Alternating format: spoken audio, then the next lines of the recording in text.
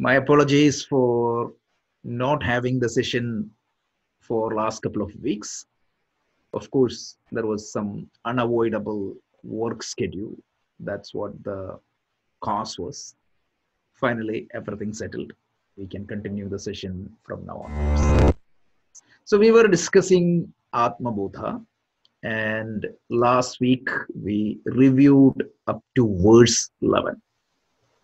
So we started this series first by giving a brief introduction of the entire Vedic scriptures, the different categories of Vedic scriptures. We saw right from Veda to the Prakarana Grantha, and we found that Atmabodha belonging to the category of these Prakarana Granthas.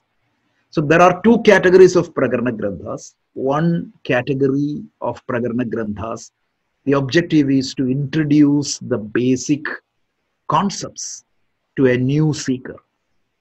And also there is another set of Prakarana Granthas, which is used for reconciling the teaching. So the first set of the Prakarana Granthas are studied at the beginning of our Vedantic study. And the second categories of the Prakarana Grantha, the classic example is Panchadashi and Dakshinamurti Stotram. They are studied after studying Upanishads and Brahma Sutra. So Atmabodha is an introductory Prakarana Grantha attributed to Shankaracharya. So the verse 1 and 2 itself, Shankara straight get into the subject. He said that there are so many spiritual paths, but only knowledge can liberate you. So that knowledge is the only direct cause of liberation. So that is very well introduced by Shankara, because every other yoga, every other spiritual pursuit or practice will help me to gain that qualification which is required for seeking knowledge. But BIF means only knowledge can remove the ignorance. So we saw that, and we talked about the nature of the Atma. In verse 3, 4 and 5, we said, again, knowledge is the only means, and ignorance is the cause for all the suffering. And when you have knowledge, knowledge removes the ignorance. And then we saw that if that is the case, why we are experiencing a different world. So that we saw. And we said that the world is a different order of reality. If you remember, that is exactly what we used. Even though we use the metaphor of dream, but still, world has a relative reality. World has an existence. Right now, I'm living in the world. So world has a relative reality, and I need to transact with that reality when I live in that order of reality. We saw that. And then on 9 verse 8, 9, 10 and 11, we clearly identified that even though there exist multiple objects, names and forms in the world, the cause is only one. Just like there are multiple bubbles comes out of the water, just like multiple ornaments are made of the same gold, just like one space appears as different when there are multiple pots. Like that, the whole world appears to be many, but the cause of the world is only one, that is Brahman. So that much we discussed. And today we are going to introduce a new topic. So if that is the case, who am I? Because when I look at myself, I have a physical body, I have a mind. So who am I versus what belongs to me? So this is an important question, because earlier itself Shankara said, what exactly is my basic problem? My basic problem is my lack of understanding myself. I take myself as something different. For example, if there is an error in perception, what happens? My feeling, my thinking, my speaking, and my action, everything will be depending upon what I perceived. A classic good old example in Vedanta, anybody? If I see a snake in a rope, what would be my reaction? Am I responding as if I'm seeing a rope? Or am I responding as if I'm seeing a snake? As long as that error in perception is there, the fear will be in me. So when I don't see myself properly, when I take myself as something different, my perception, my feeling, my likes and dislikes, my fears and anxiety, everything will be based on my self-identity. So how do I shift my self-identity from this perceived wrong self-identity to the correct self-identity? That is the whole purpose of this book. So for that, Shankaracharya introduces what are all the tools belonging to me and what is me. So that is what is being introduced. Those who attended our introduction to Vedanta series, we covered this in detail in one session. And that was called Shariratrayam. There are 3 types of bodies. So that is what we are going to cover today. 12, 13 and 14. Any questions prior to that? Okay. So the next 3 verses, verse 12, 13 and 14 are going to talk about the Shariratrayam. Shariratrayam means the 3 layers of a skin. There are 3 bodies available for each one of us. One is known as Sthula Sharira, or the physical body. The second body is called Sukshma Sharira, or the subtle body. And the third Sharira, or the body, is called Karana Sharira, or the causal body. So verse 12 is going to talk about the physical body, 13 is going to talk about the subtle body, and 14 is going to talk about the Karana Sharira, or the causal body. And finally on the verse 14, he tells that yourself is different from all these 3. So these 3 bodies are introduced just to show that you are not those bodies. In our traditional, conventional understanding, we think that we are this body. But in fact, it is a possession of me. This is very interesting. I will quote one beautiful example from one of the Google curriculum called Search Inside Myself. This topic is discussed even in that book. The difference between you means you considering I am sad versus I have sadness in me. There is a huge difference. There is one chapter of that book discussing this entire topic, shifting that identity. That's exactly what is being taught in the Vedanta. So with that introduction, let's see those 3 verses. So we'll start with the first verse. So the verse 12 is going to talk about the physical body. So let's listen to the chanting. Pancheekrita mahabhuta sambhavam karma sanchitam shariram sukha dukkhana bhogayatana muchyate. Brilliantly introducing the physical body. The word physical means it is tangible. We can touch and feel. It has an existence. So he said, Pancheekrita Mahabhuta. Mahabhuta means the 5 great elements. Let's pause for a second. You may say, per modern chemistry, you have 100 plus elements, 105 plus elements. That is what the basic building block of this universe. But per the ancient worldview, they used a model, right? It's a model. We need to understand what is a model versus what is a reality. The very definition of a model is an abstract representation of a reality. Underline abstract representation of a reality.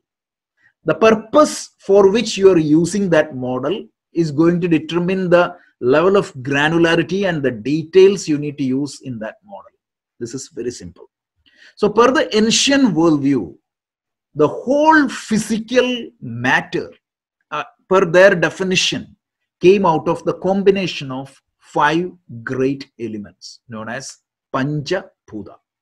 So Panchabhuta are the 5 great elements, combination of which is the entire names and forms, the entire material world, entire world of matter, everything that can be touched and seen.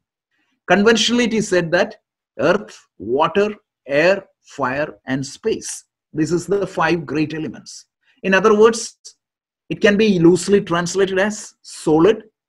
Earth represents the solid, water represents the liquid, and the air represents the gaseous state, and the fire represents the plasma, and the last one is the lack of anything else. So it is the 5 states of matter, combination of which is the entire universe. And then how a particular element is formed. For example, if you take a chair, the chair, as per this worldview, is a combination. That is, a technical term is called Panchikaranam. When we study Tattva Bodha, you can see that. Panchikaranam is a permutation and combination of these elements. These elements mix themselves in a particular proportion, forms different material objects in the world. So Shankaracharya here tells that the combination of these states of matter or the elements of matter is the physical body. Sambhavam karma sanchitam, how a body is created. The body is nothing but a combination of the physical elements, and how that particular body is created, it is karma sanchitam. This body is created, or I got this body because of my karma. We talked about this in detail, right? So any action I do, what is a karma? Karma means anything you do with a karana is a karma. Any activity you do with a karana, karana means instrument. There are 12 karanas. 5 physical means organs of perception, 5 organs of action, and the inner instruments. One is called the mind and the intellect. Any action you do with any of these karana is called karma. And what happens? Every karma is going to leave a footprint in my system, in my subtle body, to be specific. So every karma I do is going to create an impression. And we saw the definition of the law of karma in one of the previous class. What does this law of karma does is, this karma, every action I do, it has a drishtaphala, an immediate result, and it has an adrishtaphala. Adrishtaphala is what we call as the so-called law of karma. So whatever action I do, it is going to create a karma, it accumulates a karma, and at the end of the life of my life, what is going to happen? All these karmas goes to a global pool called Sanchita karma. And at the end of my life, what happens? A subset of this karma will be pulled down, and I would take a body which is most suitable for that type of karma. And that karma is known as prarabdha karma. I'm not going to explain this in detail because actually you can see we did a supplementary lesson for the Bhagavad Gita, 3 lesson series explaining this in detail. So this is the law of karma. So this body is created because of the prarabdha karma, which is a combination of all the 5 elements in different permutations and combination. And then what is the next thing? He says shariram sukha dukkhana. And this physical body is where you experience pleasure and pain, because it is the adobe in which the subtle body and your mind and the jivatma resides, because it is the gadget through which you transact with the world outside. For example, even if electricity is there, if there is no electrical equipment, the electricity cannot manifest. So the individual jiva cannot manifest in the world outside without a physical body. So this is where, and also without the physical body, I cannot experience, because of course the subtle body is going to recognize pleasure and pain, but it is through the physical body. So bhogaya tanamuchyate. It is said that physical body is the adobe through which, or the place through which I experience the pleasure and pain. So Shankaracharya explains the first body of every jiva. It is physical body. It is created by the combination of the physical matter, and it is born out of the karma, and this is the place through which I experience my pleasure and pain. So little bit more. So a few more features we have to say. So the whole translation is determined for each individual by his own or her own past karma. And this body is made up of 5 great elements, and that gone through the process of panchikarana, permutation and combination. And this is what is physical body. And this is the medium through which the pleasure and pain is experienced. Or expanding further, this is the medium through which I transact with the world outside. And this is the medium through which I get experience from the world. And this is known as the tenement of experience. 3-4 things we need to talk. One is, I'm going to compare this with the physical body, subtle body, and the causal body. So physical body of me, right? It is tangible and known to me, and it is tangible and known to other people also. So this is visible and tangible to myself as well as the other people. That is point number 1. And this is born out of the physical elements, Panchabhutas. And then what is the characteristics of this body? Even though it born, it is subjected to modification. And they call it as 6-fold modification. Shat Bhava Vikara. They say Asti, Jayate, Varthate, Viparinamate, Apakshiyate, Pranashyati. In Sanskrit, this is the life cycle through which a physical body goes. Asti means what? Conceived. So when you are conceived at the womb of your mother, the Asti state happens. Jayate means it is the milestone at which you are born to this world, born out of the mother's womb. So that is Jayate. Varthate means the period through which you are growing. Viparinamate means that is the time a metamorphosis happens, a big change happens. You're becoming an adult. Thereafterwards, you won't grow. So that is Viparinamate. Apakshiyate means after 40s, late 40s or 50s, what happens? You will see the eyesight started dimming. You need a glass. You need a hearing aid. All that happens. Thus, it started decaying. Apakshiyate. And Pranashyati means at certain point of time, it ends. So this body made up of the Panchabhuta, which is visible to myself and other people, is subjected to 6-fold modification. Then the next one is the life longevity of this body. It is the shortest longevity compared to all the other. The physical body is only maximum up to 100 plus 120 years. That's it. And finally, this is the abode or the residence for the soul. What exactly it is, we will see, or the subtle body. So this is the characteristics of the physical body. Once again, this is born out of the physical elements. Permutation and combination of this physical element is the body. And this body, I got this body because of my prarabdha karma. The good and bad of my body is determined by the prarabdha karma. And this body undergoes change. And even this body has a short life. And this body is the medium through which I transact with the world outside. Clear? Any questions? Excellent. That's great. So let's go to the next verse, which is the subtle body.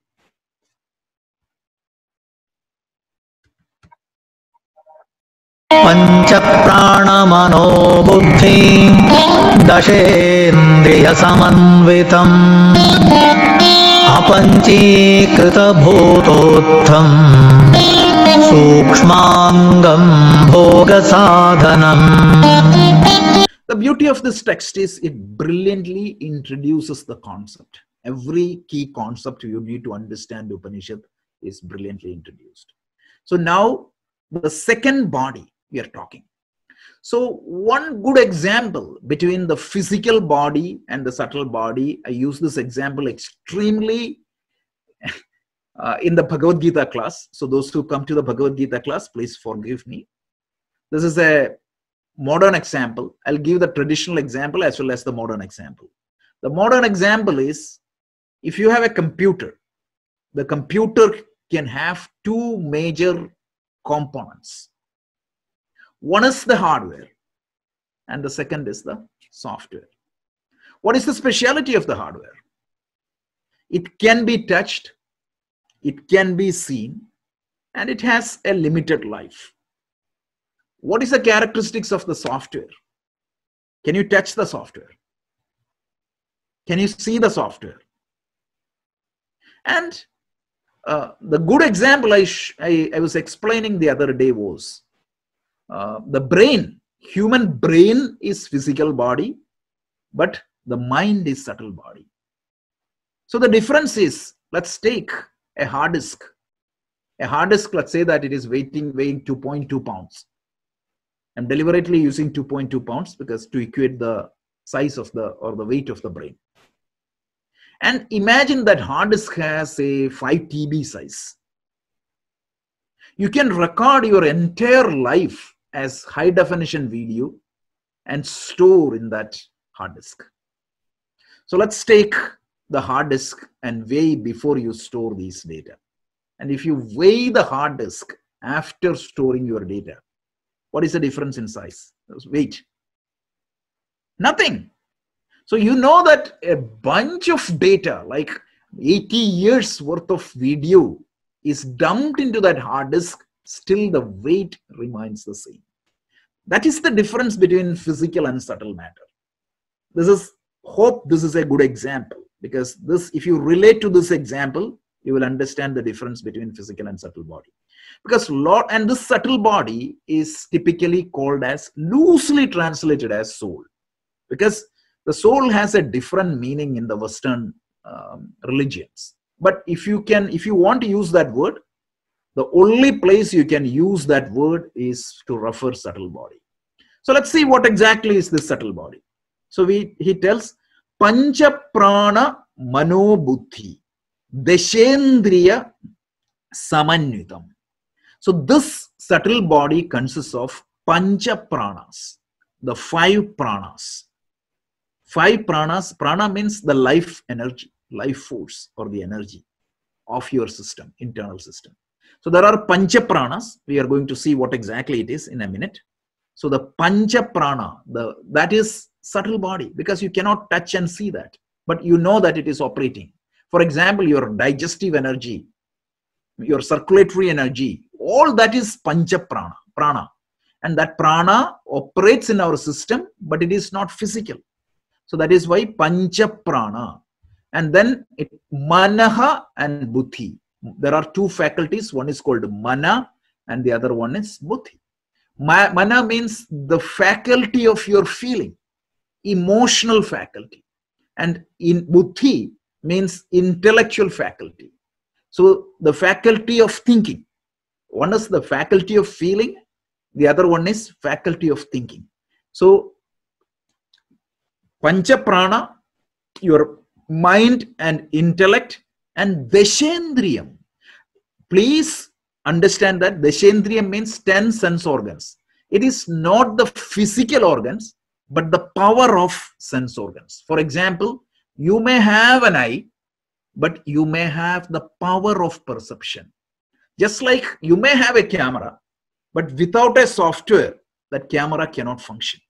So the eyeball and the physical eye is part of the physical body, but just having the eye alone is not make you see things. There has to be some software which gets that tilted image, convert that into optical image into electrical signals, send that to the brain, and a neural cortex, say the visual cortex is there, which is going to apply a very complex neural algorithm which learns by itself and making sights for you. So that ability to see, that ability to hear, that ability to feel the sense of touch. You can feel a soft touch and a hard touch. Just go and read some neurology book. It is mind-boggling how these sense perceptions are decoded and encoded. It is unbelievable.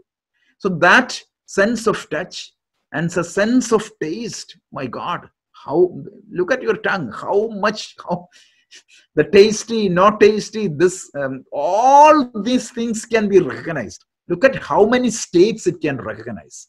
And look at how well it can be integrated with the entire vision. If you're watching a movie, your eyes will capture the picture and the ears will capture the 7.1 actually channel sound. And if there is a subwoofer, you will hear that sound in that capacity. See, having a subwoofer is wonderful. Having a home theater with all the spatial effect is wonderful. But understand that your ear is much more capable than all these things. Like whatever sound it produces. See, some people buy a even if you have this 4K content, if your TV is not capable, it is useless. So whatever sound it produces, whatever the picture it produces, your eyes and ears or the sense organs are capable of grasping it. So that power of grasping, and also your hands, legs and everything is there. But there has to be some inner instruments or subtle aspect which makes it move. You have to study again the neurology, how these neural network works, especially it gives commands to your muscles and all. It's such an amazing thing. A brief tour of human consciousness by Dr. Ramachandran is a good reference if anybody wants. Explains how the human brain works, especially these software components works. So that's why this subtle body has mind, intellect, panchapranas, and this 10 sense organs. And then what constitutes this subtle body? It is definitely not the physical matter. So apanchikrita bhutonyat. So this is not the physical matter. It is the subtle matter. So just like there is a physical matter, there is a subtle matter. So the difference between the physical matter is it is tangible, whereas the subtle matter, I gave the example of the software. The software is a matter, you know that for sure, but it is not a physical matter, which is not easily recognizable. And then what is the advantage? What is the characteristics of this subtle body? The subtle body is the means for all the experience, because it is that which makes the sense organs function. So whenever there is a sensory input, even though the physical body captures that, it is interpreted and analyzed by the physical body, because mind and intellect are the faculties of the subtle body. So all those pain, pleasure, happiness, sadness, everything will be experienced in the subtle body. So this is the second body. Again, it is a possession of me. I have a physical aspect, I have a subtle aspect. So this subtle body is also part of myself. So why he is explaining all these things? Just to say that you are not physical body. Of course you have a physical body, but you are not the physical body. Then he is explaining the subtle body, just to explain that you are not the subtle body. So this, one of the, I think Herbert Benson and the person who introduced this mindfulness in the Western world, they themselves confirmed that the biggest challenge for a human being is what? He identifies himself with the mind and the body. And the biggest benefit they are telling the mindfulness is going to give you is associate to detach yourself from this feeling. It is okay if I think that I am sad, that's a problem. If I think that I have sadness in me now, that's okay, you can manage. That's the modern finding. Refer the book Search Inside Yourself and refer the chapter on mindfulness. This topic is extremely discussed. A lot discussed in that chapter. It's a little bit more. So this subtle body is created out of 5 subtle elements. Apanchikrita. This is, the other one is called Panchikrita. This is Apanchikrita. This is known as subtle elements. So per the Vedantic model, just like you have the physical elements, Bhumi, Apaha, Vayuhu, Agnihi, and Analaha, just like that, you have 5 subtle elements. So there is a subtle earth element, there is a subtle water element, there is a subtle fire element, subtle fire element, and subtle space element. It cannot be seen. Again, it's a model. Please think that way only. And then subtle body, my mind and intellect and the ability to perceive, definitely known to me. I know what is happening in my mind. I know what is happening in my intellect. So it is visible to me, but not to others. Nobody can tell what exactly I'm thinking. So difference between physical body and the subtle body is, physical body, it means if I have a scar, it is visible to me as well as it is visible to others. So the physical body is known and tangible to me and other people, whereas the subtle body is only known to me. And again, the subtle body is subjected to change. My mind can change, my intellectual capacity can change, my sense organs' ability to perceive can change. All that, this is again subjected to change. And this has longer lifespan, because when the physical body ends, what happens? This subtle body transmigrates to a new physical body. What exactly determines that transmigration is the prarabdha karma. So let's say that at the end of my life, what is going to happen? This life's prarabdha is over, and at the time of my death, my sanchita karma pool will be checked, and and a subset of the karma will be extracted. Let's say that the sanchita karma has 1000 karmas. Out of that, 10 karma will be extracted, and that is going to determine what type of body I need to have. And then means my soul or the subtle body will be transmigrated into that new body. So when the physical body dies, the subtle body will not die. And this subtle body will be born at the timing, means at the beginning of a cycle. So just not to confuse you, what happens is even the universe itself has a beginning and an end. And we call it as prabhava, and the destruction of the universe, or it's called pralaya. It is merging back. So it's a projection and merging back. So when the universe gets projected from an undifferentiated stage to a differentiated stage, the subtle body will be created. And this subtle body will be active or alive throughout the cycle. Only exception is if you gain the moksha, the subtle body ends there. If you don't have the liberation, this subtle body will continue to transmigrate till the end of the cycle. At the end of the cycle, what is going to happen is the subtle body will be dismantled, and it will be stored in a seed form, in an undifferentiated form. And that is what is known as causal body. We are coming to that. But the life of the subtle body is the life of the cycle, and it is subjected to change. When the physical body dies, the subtle body will not die. So, and consists of the 5 organs of perception and 5 organs of action. Mind you, it is not the physical organs, but it is the ability to perceive. And then what happens? Consists of the 5 pranas, pancha pranas, and consists of the mind and intellect. So this is what the subtle body is. Any questions? Little bit more. So this is a beautiful diagram. So you have the 5 organs of knowledge: eyes, ears, nose, tongue, etc., and skin. And 5 organs of actions are there, like the speech, etc., hands, legs. And then what happens? 4 internal organs, like the manaha, buddhi, that is the only thing Shankaracharya called out. If you want to be technically specific, there are 2 more components: chitta and ahankara. Chitta means the memory, ahankara means the sense of I-ness. And finally, the pancha prana.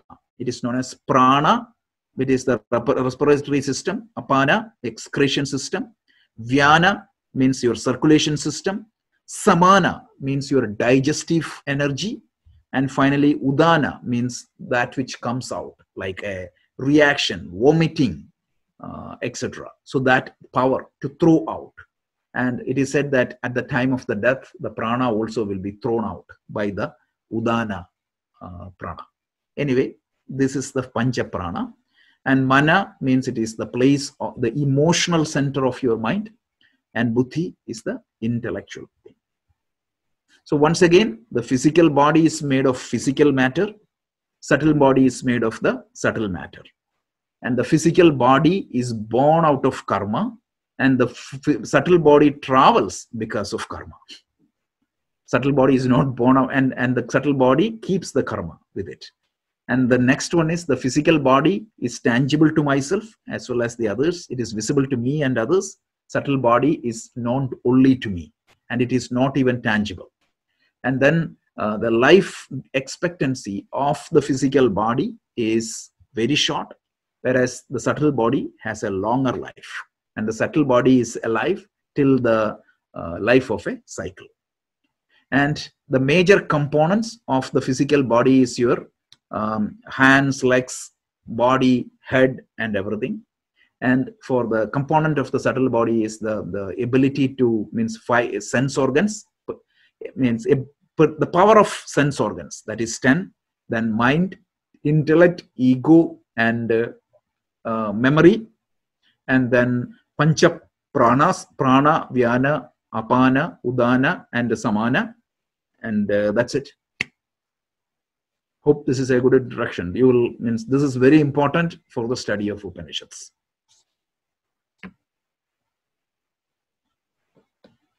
Any questions? Causal body. Causal body, let's see the third category of the body. So let's see.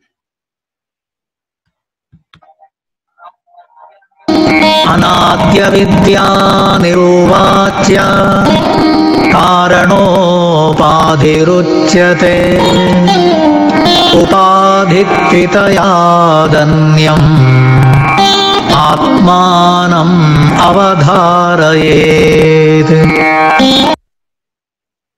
First is a joke.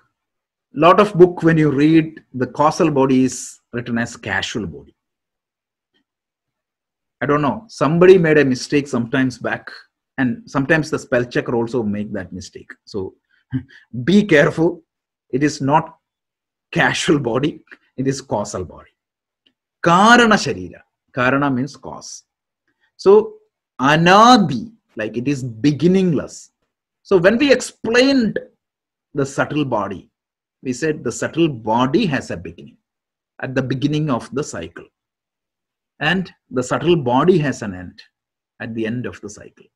So at the end of the cycle, what is going to happen is the subtle body will be dismantled, but the karma has to be stored somewhere. The karma I accumulated has to be stored somewhere. It cannot be wiped off. So that will be stored in a seed form, in something which is known as causal body. So this causal body, even after the pralaya, when the universe goes to an undifferentiated form, this causal body continues. And at the beginning of the next cycle, what is going to happen is, from this causal body, a subtle body will be created, because the causal body is the seed form from which a subtle body can be created. And from the subtle body, a physical body, a set of physical bodies will be created throughout that cycle. And at the end of that cycle again, what happens? The karma has changed, because let's say that at the beginning of the cycle, there were 1,000 karmas, and out of that, maybe 80 karmas were papa karmas and 20 karmas were punya karmas. What happens? Throughout that life, I acquire new karma. A papa karma can be completely substituted by a punya karma. The ratio can be completely changed. So at the end of that cycle, whatever is the sanchita karma, that will be stored in a seed form, and that is what is causal body. So that is why it is said it is beginningless, anadi. And what exactly is the constituent of the subtle body? It is neither physical matter nor subtle matter. It is a technical term is not used called avidya. Avidya is technically means that ignorance. Ignorance means here means that something which I have no idea what exactly it is. That's it. It is not that avidya constitutes it. So avidya is a term used to refer the constituent or the building block of this causal body. And it is called as Mula Prakriti. It is sometimes it is called as the actual fundamental Prakriti. And so there are different names that are used to represent the cause, the constituent of the causal body. It is neither physical nor subtle. I have no idea, or anybody has no idea, and that is why it is called avidya. Anadya avidya. What is the next problem? Anirvacha. So you cannot comprehend that. It is indescribable. It is not perceivable at all. It is neither perceivable to known to me, known to others. To compare with the other bodies, because the physical body is known to me as well as the others. The subtle body is known to me, but not others. Causal body, neither me nor others can perceive it. So that is what the third word means. So it is beginningless. It is created by avidya or Mula Prakriti, and it is neither known to me nor to others. So this is what happens. Karunopadar uchyati, and this is said to be the cause of the causal body. This is the causal body. That's what Shankaracharya tells. And then he makes one more statement. What is that? All these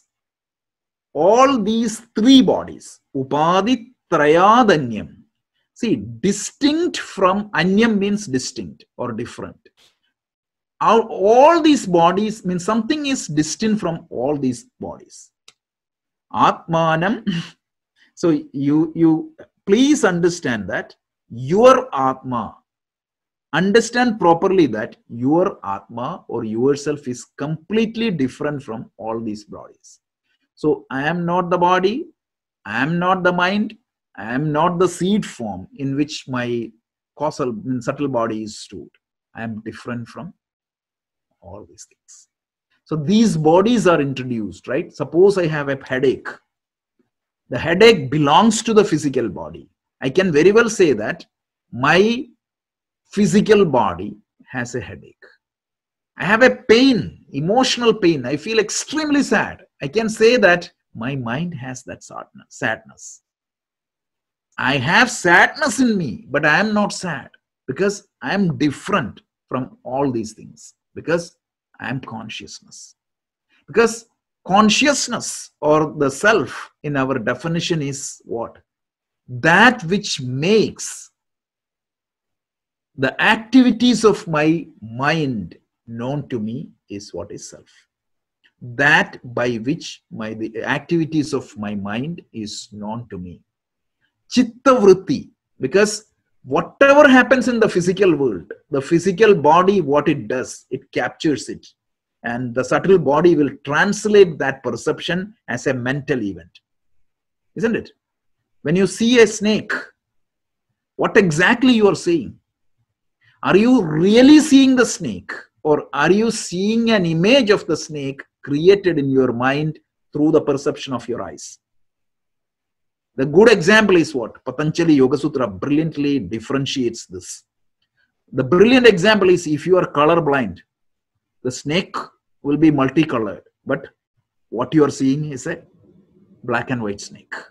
So we need to understand that any worldly experience, what exactly we are seeing is a representation of that worldly experience as a chitta vritti, as a mental event. So that by which I can see that mental event is the consciousness, Atma. And that Atma is different from the physical body and the subtle body. So one thing Shankaracharya makes it very clear here is that without the physical body and the subtle body, the Atma cannot see anything that is happening outside. Correct? Because the Atma cannot see the optical image. That optical image has to be represented as a chitta vritti for the consciousness to illuminate that. So that is why When you don't have a subtle body, there is no life. The rock do not have a life. A dead tree do not have a life. So a life means there is a subtle body. And the subtle consciousness will manifest only when there is a subtle body.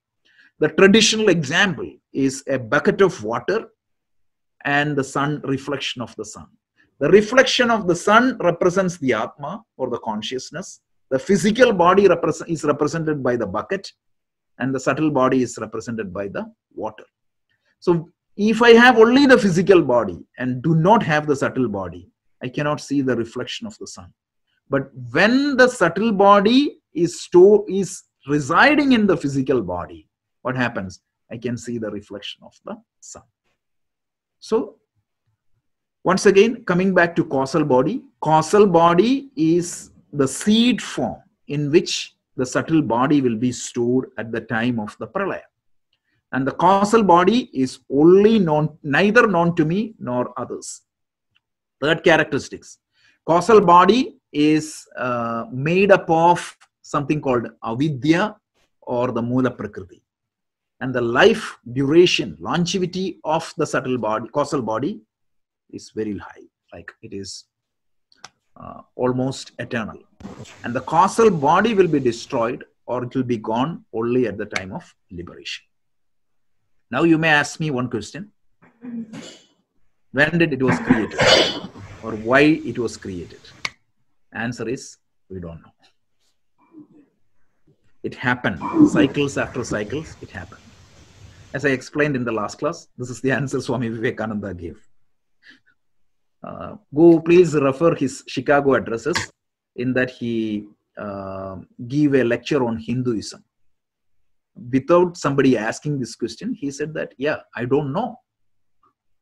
I don't know this why it happened. But this is very well logically explained.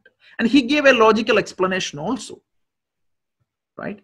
You're sitting in a space conditioned by space and time, and you're trying to understand something which is beyond space and time. How is it possible? The example he has used is an amoeba trying to understand the changes that happens to a human body. The life of the amoeba is few hours. How can I say that like a child has grown up to a big person? It's impossible for its perception. So as long as we are in the space-time continuum, it is impossible for us to understand certain things, which is beyond our logic. But definitely, this is not against the logic. And this model is similar than a lot of alternate theories. So, yeah, so let's see. So we say avidya, which is beginningless and which is indescribable, is the causal body. And Shankaracharya tells that, know that the Atman is totally different from all these different bodies. So this is not visible or tangible to myself or the others. And this is born out of, it's not causal matter. It is it is the avidya or mula prakriti. That is something wrong. When I changed it, it didn't happen. It is beginningless. So that's it. The Atman is totally different from all the other bodies.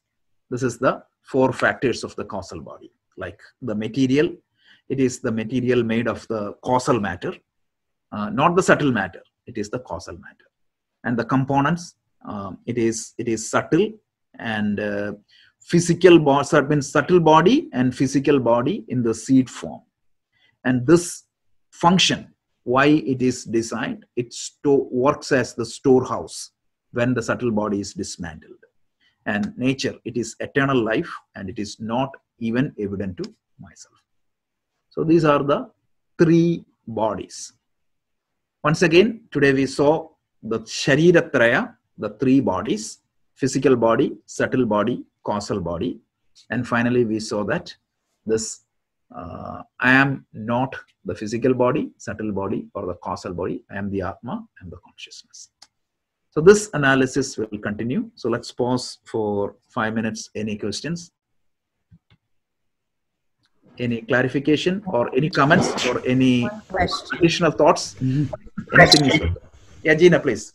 One question on, so as many as Jivatma will be there, that many causal body will also be there, right? Absolutely. One-to-one. Yeah. That many is causal body and subtle body will be there. So, just to answer a little bit further Vedantic on that.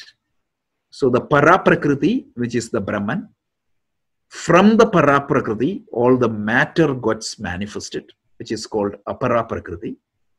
The Aparaprakriti consists of this physical, subtle and causal matter, combination of which is the physical body, subtle body and causal body.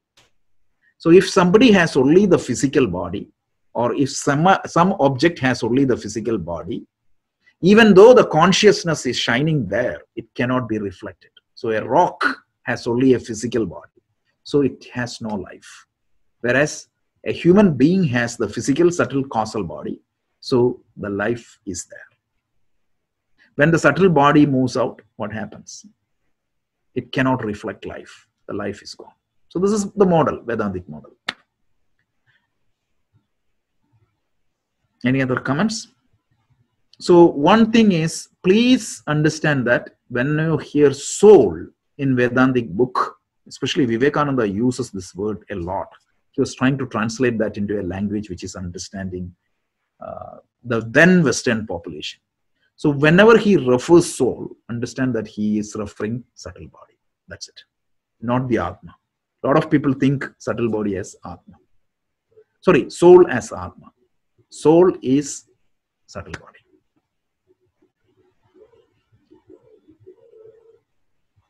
Any other questions? Okay, so if that is the case, so we can stop here. We will continue on next Thursday. Okay, thank you. Thank you, Rajesh.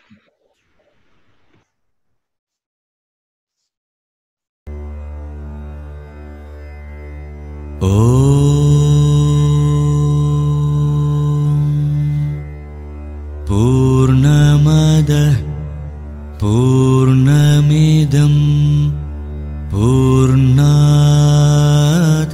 Purnamudachyate Purnasya Purnamadaya Purnamevavashishyate.